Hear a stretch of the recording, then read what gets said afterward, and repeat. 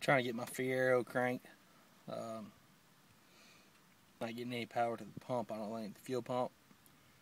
And I'm just going to show the oil sensor, or the oil pressure gauge, as I'm trying to start it, to see if this may give you all an idea of what I need to do to fix it. So, here we go. With fuel poured into it,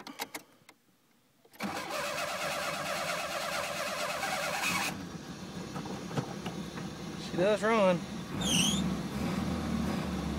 till that fuel runs out.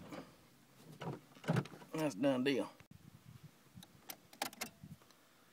You'll notice it's down at 0 now.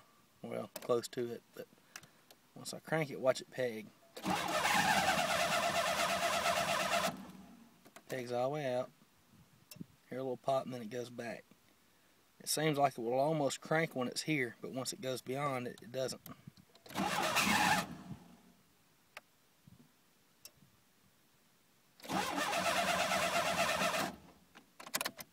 So, just wanted your thoughts on it.